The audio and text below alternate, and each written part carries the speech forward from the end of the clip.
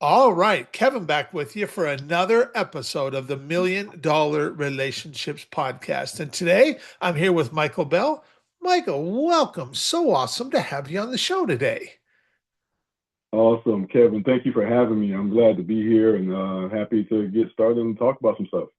Same, same. And you and I, we got to connect. Well, first of all, I want to start off by just giving a shout out to the folks over there at the Quoted platform. I found out about those guys about a year ago, and I have met some absolutely amazing podcast guests through their work and what they're doing. And so, I just want to acknowledge those guys because without them, Michael, you and I might have not even met.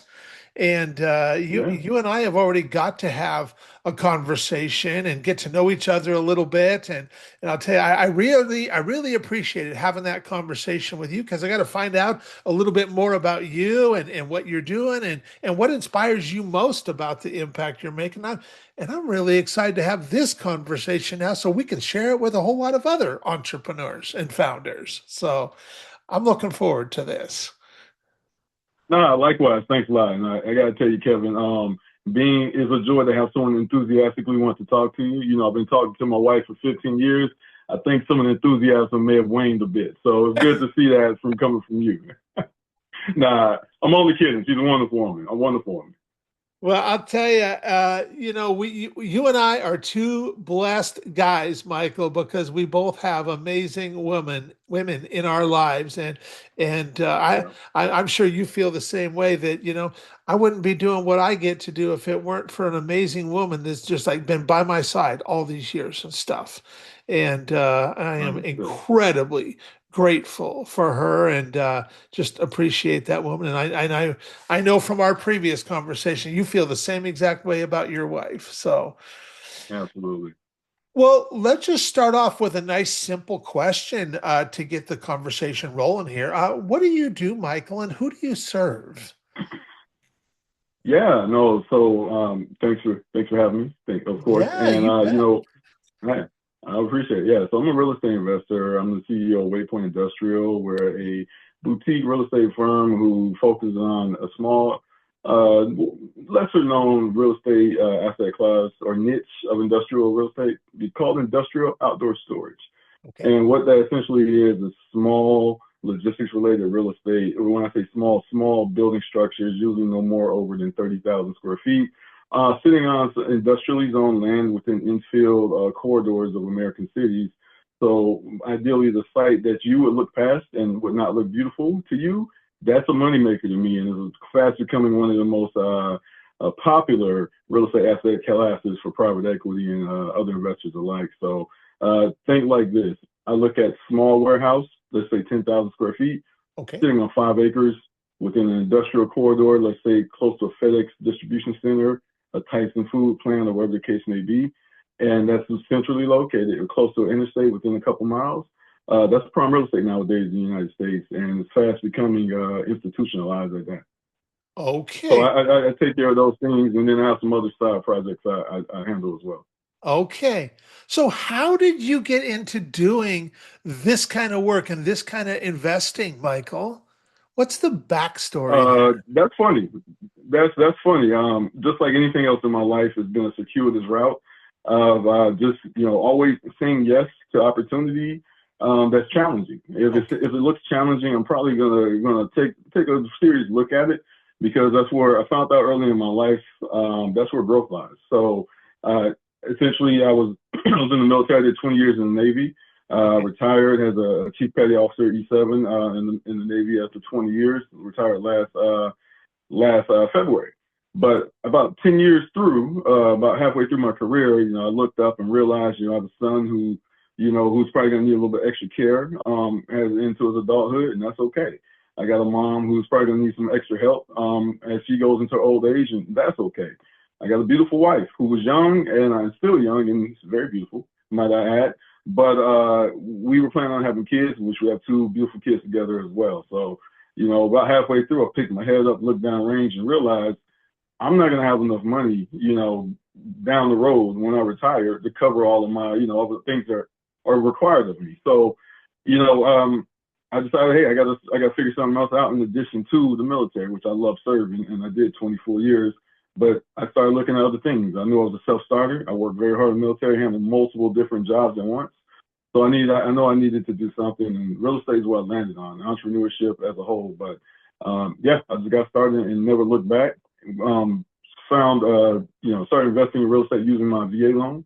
Okay. Buying a personal residence here in San Diego. We were on the appreciation roller coaster for a while, and we moved a couple times, and it was able to capture that appreciation and have a nice nest egg to get started with looking at different other types of real estate that led me down the path of wholesaling remotely from San Diego, remotely wholesaling properties in North Carolina and South Carolina. But it also led me down the path of meeting great investors like my buddy Kevin Buck, who's been a great mentor to me. He's very active in the mobile home park and the parking garage space, Okay. and finding deals for him. Finding commercial deals for him, looking over his shoulder, getting multi-millionaires and private equity funds and who you name it, the cast of characters that own commercial real estate in our country, and be able to get them on the phone, get Kevin on the phone, look over his shoulder was great. That led me down the road, like I said, always finding the next opportunities and the harder thing that led me down the road to industrial outdoor storage because I was looking at truck parking because I was looking for parking garages for Kevin Buck.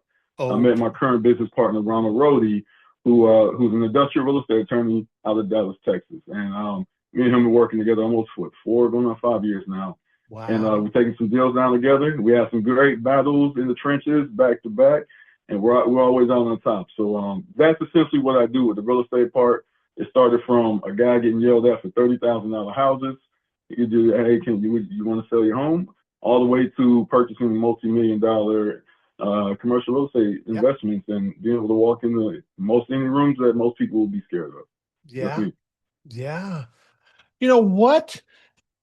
An awesome just like turn of events, and what a great example of the value of right relationships and how one relationship led you to the next, to the next, to the next, and through all these different experiences that you got to have along the way, and this personal growth that you got to experience, that just the one piece led to the next, to the next, to the next, and got you to where you are right here right now.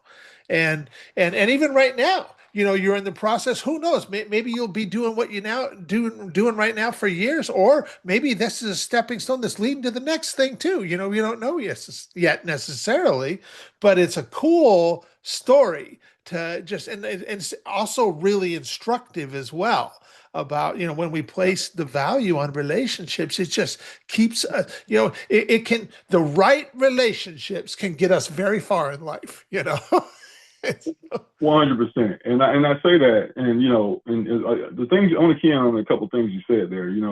Having the right relationships, having the right attitude. Because I came from the humblest of beginnings, and I've had every strike against me or every odd placed against me in my way, and I've been able to overcome those systematically. And it wasn't for lack of bumps and bruises. Put it that way. Been through the ringer, but that's what makes some of the things about my life personally I'm proud of because I'm able to take a hit and keep on ticking. And you remember those old Timex commercials? I think it was you take Oh a lick and yes. keep on ticking. Yep. Take a Yeah, you gotta licking be and like keep that. on kicking. That's it. That's the one. Yeah. So it's all about longevity and staying power and be able to be able to minimize the impact that a lot of bad situations or things that are beyond your control can have on you. So because everyone's going to have life. You're gonna be Yep. born. You're gonna live. You're gonna die. There's gonna be some pain in between, some wins, some losses. Right? You understand the completeness of life and what it is. Then you set your mind up for this is gonna be a long journey ahead. I'm gonna take some hits. But I'm gonna do my best to stay on top of things. So when you say something like, oh, okay, those relationships, one leads to the next, one leads to the next, that's because I was able to get out of my own way quick enough in a lot of cases to understand this gentleman or this woman's offering me an opportunity. I should probably take it. It's going to be hard. I'm probably going to fail a bunch of times, but I need to do it. And that's where I've tried to shorten my time, like I guess time to target, right? If I know there's somewhere I need to be or a person I need to be helping or something I need to be doing, and I have this right here in the mental here holding me back, what can I do to push past the mental and get to where I need to go, whether it's Yeah. helping somebody or doing conducting business. Absolutely. Absolutely. What inspires you most about the work that you get to do and the impact you get to make, Michael? So for me personally, initially the impetus of me jumping into entrepreneurship and business and investing was, just to feed my family.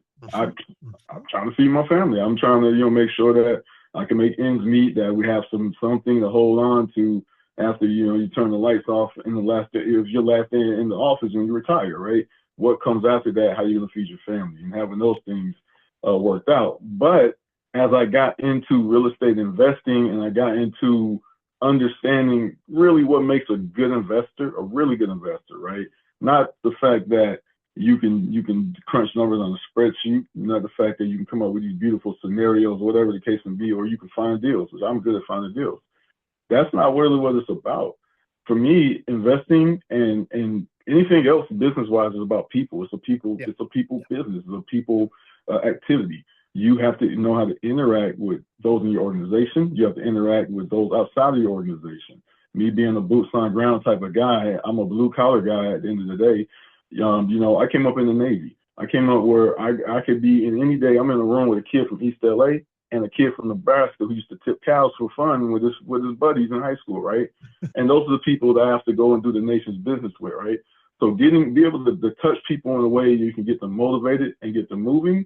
Yeah. That's what I took from the Navy and what I learned growing up and applied that to business and understanding that everybody wants to do business with folks they know, like, and trust. People want to feel really respected and heard, right? And most people kind of gloss past that when they're trying to get to their objective of, I want to buy your property, I want to do this. And, I think at the end of the day, I'm proud of the fact that I can go into any type of business situation and be able to connect with people on a personal level, whether or not we do business or not, and whether or not that's just the only conversation we have. That's the fun I get, and that's because I'm able to have a human interaction with just anybody, whether it be some of my tenants who are semi truck drivers, and those guys are long haul truckers driving 12, 13 hours a day sometimes. Well, depending on how they break it up, because they have federal mandates, but those guys been on an 11-day trip just coming home. If I'm on site, I have a conversation with them. They're just appreciating that, hey, they're paying me and I'm providing them a safe site that has everything that they need and any problems that they have, because there's always problems, no matter what type of asset you own, that they're being handled, their problems are being heard and they're being handled in a timely manner. So Yeah. that's pretty much it, man. Just providing the service no matter what type of business I'm in. Yeah. Yeah. What is an example of a result that you've helped a client get? And you can name names here, or you don't have to name names, whatever feels right for you. But what's a result you've helped a client get that you're just incredibly proud of, Michael? Yeah, no, I appreciate the question. And, for me, being a modest guy in a sense, I'm big on self-talk. So I'm modest to like the fault when people try to give me credit. But now I'm not modest when I'm trying to amp myself up and go do some type of whatever I need to do or make a phone call or call a billionaire, whatever. I'm like, you got this, brother. But when it comes to giving myself the credit, and trying to, with things like how I like to help people and stuff, I give it to you like this. Business is fun. I like making money. It's a great time, right? It's hard and it's challenging, but when you win, you win. But what really gets me up in the morning, and I've been doing it for years, is before I got in the business when I was in the Navy and able to build people up. I was a career counselor. I was a Navy counselor. If you Okay. don't know anything about a Navy counselor, yeah, I was like a guidance counselor on steroids, right? I did it all. So whether it be, helping folks guide into the career where they want to go from enlisted to officer, or whether they want to take, become a Navy SEAL. I've helped a handful of guys become Navy SEALs, with small boat operators, EOD, which is like bomb squad type deal. And then, I felt like a kid from like I said, East LA become, a storekeeper or a logistics specialist in the Navy and go on to be, make chief or whatever. So those interactions where you take somebody who either they came from a questionable background, or I don't want to say a bad environment, but a challenged environment, or you have somebody who maybe grew up in the two-parent household, but maybe wasn't taught how to believe in themselves properly and how to own the situation. And I'm able to go and help mold those people, those kids, coach them up, mentor them up, and have them do hard things every day in the Navy and build themselves up in this tough and really accomplished young men and women. Those are the things I'm proud of. And then and honestly, when I left the Navy last February, I was like, oh man, it's a huge void because I'm used to the people part, right? The job is the job, but the people piece, and I don't get that every day in investing, Yeah. but the people piece is what I was missing. So that's why I jumped into coaching my kids' youth basketball teams and just mentoring. And I'm actually in college at Cal State University San Marcos, which is close to my home, and just mentoring the young folks. And everybody always asks, I get asked so many times, why are you in college? I'm like, bro, because it's fun. It's where all the ideas are. And I'm learning so much from so many Gen Zers. Everybody gives a hard time about. Hey, Gen Z, I'm very optimistic. But I give that long answer for the simple fact that, the things that I'm most proud of are my interactions with folks who are not as far ahead as I am, and how I'm able to like just slide in and help. Hey man, nah, bro, you really do have this. You can do this. Trust me. Anybody can do it. And just kind of boosting those people up. I get the biggest like supercharged for myself whenever I get another win for somebody else. So yeah. It's fun. You can hear it in my voice. I talk about it ad nauseum because I'm all about it for sure. Yeah.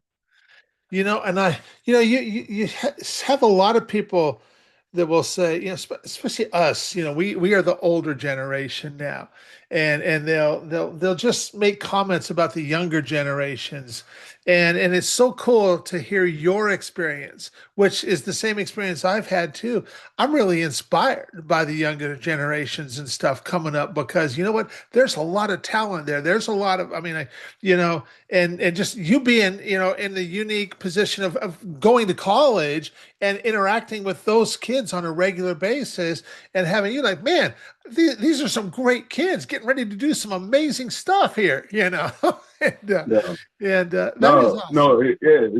It's interesting because it's funny you put it that way because I went back to school. I didn't have apprehension about going back to school. I know I can do the schoolwork. I'm an accomplished man at this point in my life, even without a degree, right? Yep. But the thing is to that is, I was a little sensitive about being a little older going back to school. So that's why I was like, I don't know about being the old guy in class. So I, as with anything, I was like, you get over yourself. You be all right, get in there. And I got in there, and after a few weeks, kids started coming up to me and was like, hey, I have a question for you, because I'm always going to raise my hand in class. I have a rule: if I have something to say or something I understand, always raise my hand and ask a question. Mm-hmm. And I would become more vocal in class and out on campus, and kids, men and women, boys and girls, started coming up to me and asking, hey, how are you so confident, or how are you so comfortable speaking? And I tell them the truth, I used to be very, very nervous speaking in front of groups of more than 3 or 5 people that I did not know personally.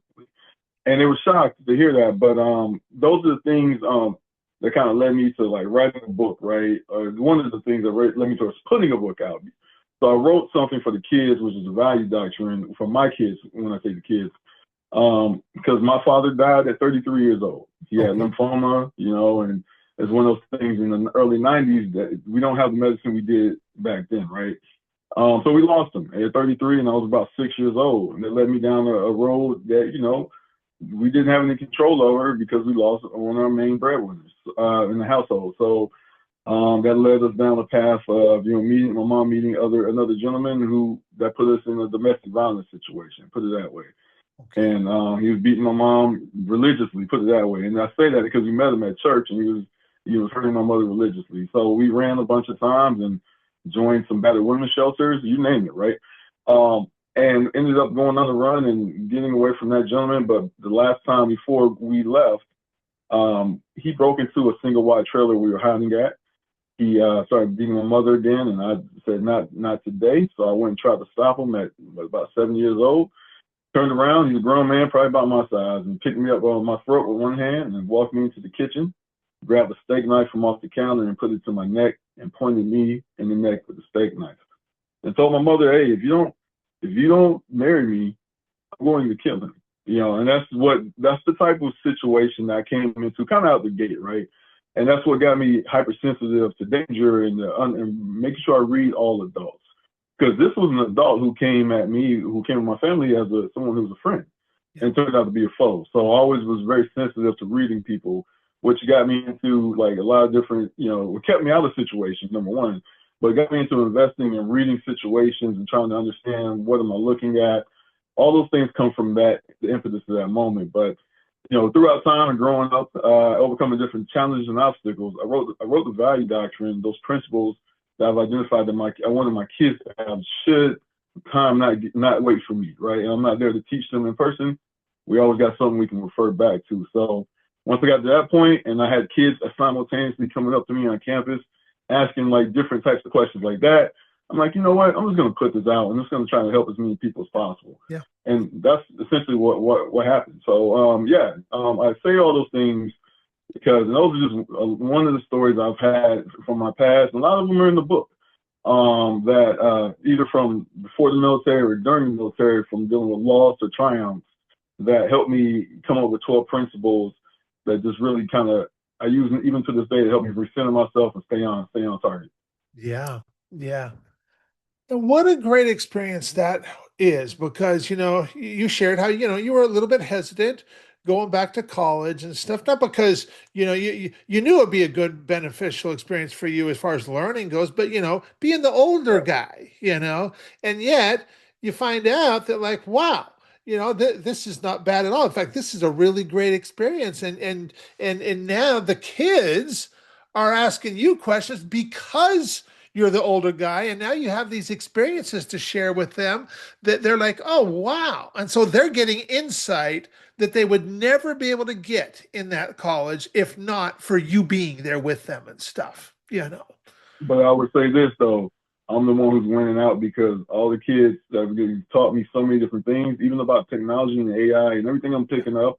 And I'm an implementer. I'm an actor. So if I hear something and see something is valuable, I'm going to take it and see how I can integrate it immediately.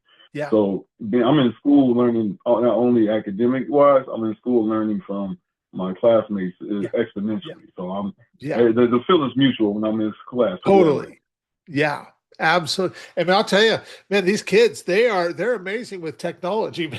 you know, they are really good Sure. with it because they've been raised on it their whole lives. And so well, okay, so now that we've got some context set here and people have a little bit of an idea about who you are and what you're all about, Michael, I want to switch gears just a little bit. I want to start talking about the relationship side of all this. So, have you ever been introduced to a person or persons who completely changed the course of your life or your business, so much so that much of what you have today would not be possible if not for this person or persons? And I'm just really excited to hear your story and your experience around this topic of relationships.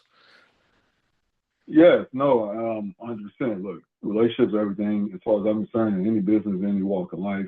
Relationships are always going to matter. I come from a background with in the Navy. Like working on a Navy ship is an ecosystem. It's a microcosm of the Earth, right? Of planet Earth. You have people from all over together trying to solve one mission. It's like a small community, a small town. So you need to be able to know how to work the room, for lack of a better term, or be able to know how to interact with everyone from all over if you want to do your job effectively, no matter what that job is. So I start with it. I place the emphasis on relationships, but probably the most pivotal relationship I've had was my wife, Trin. We met when I was in a transitional stage. I was off of divorce and a few years off of that, and I was splitting time, having a single, being a single dad, having a son off and on, and when I met her, I would cash. Well, essentially, when direct deposit would hit my bank account, I would take all the money out because I didn't trust banks. And I walk around with the cash in my pocket. And she's the same age as me. So meeting a woman who is essentially a bank manager and a relationship manager for a bank or for a financial institution, and you got a guy who cashes, who basically cashes the check and walks around with the money in his pocket. Those two things, she was more of an adult than I was when we met. So, and I still tell her she's the greatest investor of all time because she put some investment in me, and there was a ton of elbow grease and sweat equity. But, I always say she's always I'm going to make sure she gets that return on her investment. So, this her teaching me about business, right? And, she was someone whose parents were immigrants who came over on a boat after the Vietnam War, right? And in understanding that work ethic, that was her parents who really had nothing, and built it up. She's that's ingrained in her, and having a similar work ethic myself, and learning from her and being someone who's a sponge at all times. I took whatever knowledge that she would give me, or things I would see her do, or even hearing her and passing by on a work call, talking to someone, or conversations we would have about, because she went from a bank teller all the way, now she's in tech sales, one of the high sales in one of the largest companies that you think of. Okay. She's a person who knows people, she knows sales, and that's where I get a lot of my understanding of closing a deal is from her, because that's all she does is close a deal. So, and then also she boosts me up because she told me many times, like, Mike, this guy owns a flooring business. He's a normal guy, never went to college. This man's a multimillionaire 12, 10, 15 times over, right? And you hear these stories about regular human beings, everyday folks. It doesn't matter what your background is. It matters who you are or who you've decided to become, and go and walk down that path. So that's what I learned from her, and continue to learn from her as we go through life and build together. So yeah, definitely $1 million relationship right there is my wife. Yeah. I got lucky. Don't know how I did it, but I did it though. So I'm gonna hang my hat on that win. You know what I'm saying? That is awesome. And man, I listen to you talk about your wife, Michael, and it's like, man, I am right there with you. I mean, well, not next month, the following month, August, we will celebrate our 21st anniversary, and I am just so grateful to have just such an amazing wife by my side, and you and I are two blessed guys, Michael, for sure. And so Absolutely. and, I say so. I um, say so. Go ahead, go for it. but I was gonna say, I know you wanted to talk about another person or two, so I want to make sure and give you the opportunity to do that as well. So Yeah, no, another gentleman I like to talk about. All the folks that I talk about hate giving themselves credit, myself included, right? It's what makes them good people. But buddy of mine, Dave Parade, he is the founder, and I guess he's still CEO now of From Military to Millionaire. It's a community of military members, former military, veterans, essentially, who wanted to break into entrepreneurship, wanted to break into real estate investing, okay. you name it. Just wanted to do something at the next level. And I met Dave in 2019 when he was still a Marine on Camp Pendleton. I was in the Navy. I just happened to be stationed on board Camp Pendleton as well, up here in California, Southern California. And he was just starting the group. And so I joined on, like, hey, this right around the time where I'm like, I'm really trying to figure things out for my life in real estate. And so we got a group together, and we basically formed our own mastermind. And what started as a handful of people has grown into thousands, Wow. multiple thousands of people, with also a Facebook group. He probably has about 80, 90,000 people in that Facebook group alone. And it's just geared towards helping military members and veterans and their spouses and family members kind of to grow and get the most out of their lives. And everything is just based around servant leadership. He's one of the best people I know. His beard is better than mine for now. So he got in the military earlier than mine, so he has a very nice head start. But when my beard gets there, I'm giving me a few more years. I'll catch up with him. But one of the best men I know, hands down. Wow. And you said the group is called From Military to Millionaire. Is that what you said it was called? That's correct. So the Facebook group is From Military to Millionaire. And Okay. then the actual mastermind is called the War Room Mastermind. And the investors that are in that group are next level. There's people I've seen who had nothing as far as properties are concerned or business. And over the last 7 years, I've grown exponentially to having a full-on operations where multiple people are working for them. And then they still show up and still pour into the community of folks coming up behind us who, were just, a grunt or a deck seaman sailor, like all of us were back in the day, and raising folks up best we can on the entrepreneurship side. Wow. What an awesome. Wow, that's awesome. That's awesome. Is there anybody else that you wanted to honor, Michael? Yeah, I guess I'll throw my current business partner, Ron Rody, in there. Now, Okay. Ron's amazing. Ron Rody is, and again, I mentioned Kevin Buck before. He's that guy, amazing and within his own right. But Ron is somebody who is actively a voice of spotlight. The fact that he has a YouTube channel that does as well as it does, for a guy who is not a type A personality, Ron's one of the most brilliant men I've ever met in my life. And I met him because, like I said, I always accept opportunity when it comes across my desk. If it makes sense, I'm gonna do it. But I remember hearing Ron on another industrial podcast, and at the end of the podcast, I agreed with everything he was saying. After all the research I had done on my own, and at the end of the podcast, he said, if anybody ever wants to talk shop, feel free to reach out. So I reach out, and I always try to reach out. So when I hear those things, because you never know what's waiting for you on the other side of that door. Yeah. So I reached out to Ron, and from day one with Thick and Steve's, he told me, hey, I hate talking to owners and sellers. I'm like, hey, I don't care. That's all I do is talk to owners and sellers. So if you do that, you do the other thing, I'll do this, and we'll make it work. And that's what's been happening. So, and again, one of the things I attribute our partnership to, we met with like almost when we first started working together, I came across a young lady who was almost like a relationship therapist, but she's a business relationship therapist. So she meets with business partners ahead of time or even during something and works with them. So she said, hey, you want a free consultation? I'm like, sure, why not? And me and Ron got in the same room on the same call. And before we got down to the hard stuff of actually doing business together years later, we had a lot of things already lined up. Like, if we don't talk, you can trust that I'm going to be here doing these things no matter what. If we don't talk every day or check in, or if something goes wrong, handling those things ahead of time has really helped me and Ron to, number one, know, like, and trust each other even more, because we met on the podcast. We basically met because of the podcast. And we probably only met a handful of times in person, but we've been working the last several years together pretty much daily. So those things matter. Those relationships matter, and building, I think that's the other piece I wanted to key in on.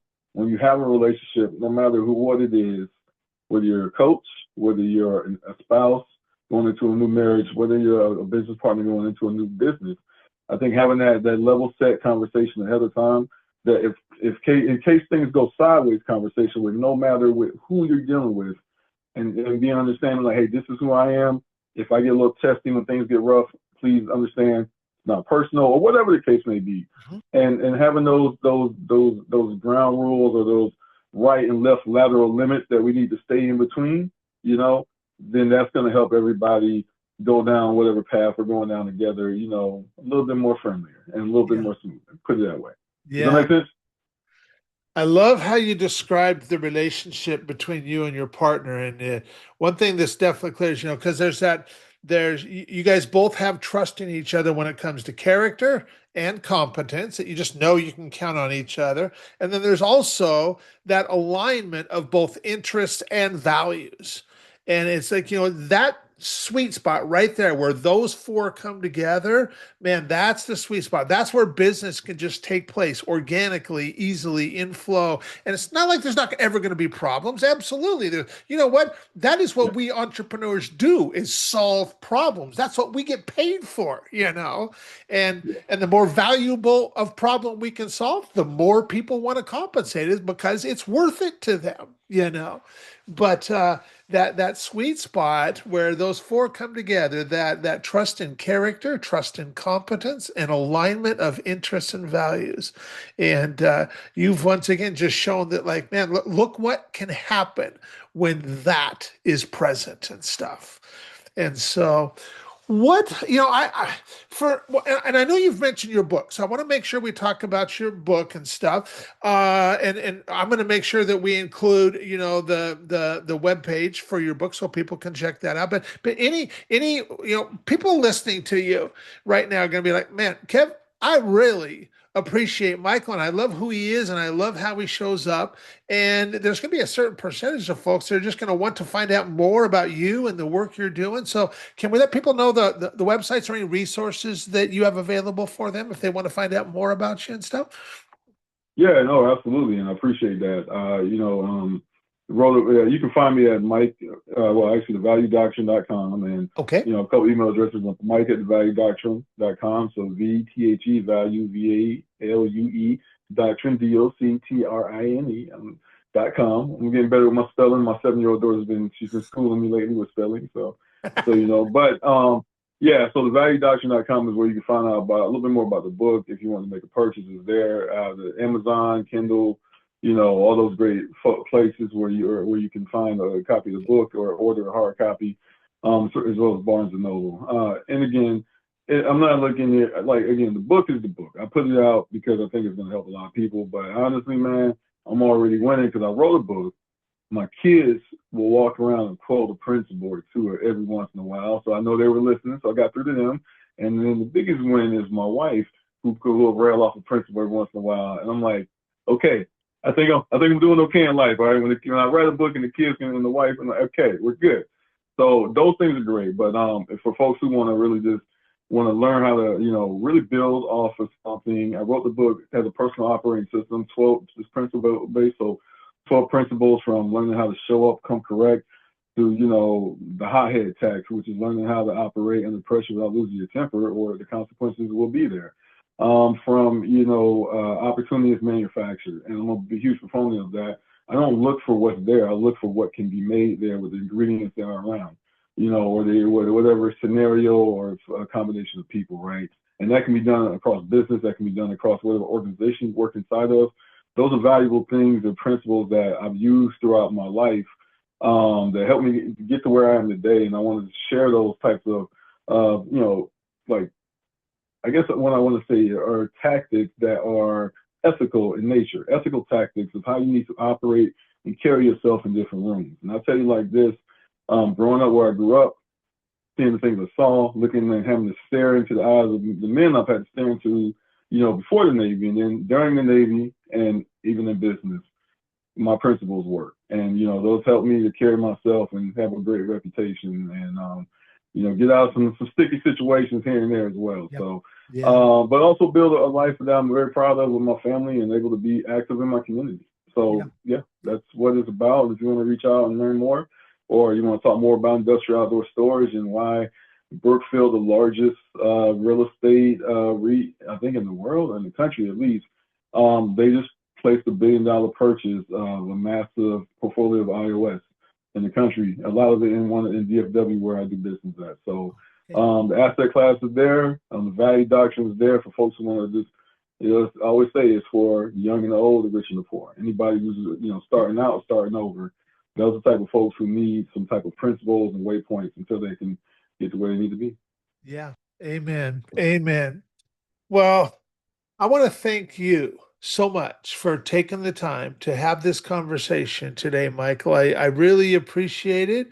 I really appreciate you. And I am excited to get this out there and share it with folks. So thank you so much. Thank you so much, Kevin. I appreciate not only just the conversation, but just the premise around $1 million relationships. And so people understand it's not about what you can do or how much you can get. It's about those relationships that you build along the way. And again, always imagine yourself, at the end of your life, you're laying in your casket, which you probably won't hear what's going on, but imagine that room with the people talking about you after you've left the earth. And how you gonna feel like when everybody, that person did what they said they were gonna do. They loved up on their people like they should have. And they did things they didn't have to do, but because of the right thing to do, no matter what. Those three things right there, that's a good life, no matter how much money you leave with on this earth. That's Amen. what I'm saying. No doubt. Absolutely. Absolutely. All Well, right. once again, thank you so much, Michael. Really appreciate it and really appreciate having this conversation with you today. No doubt. Appreciate you, Kevin. Talk soon, man. Yes.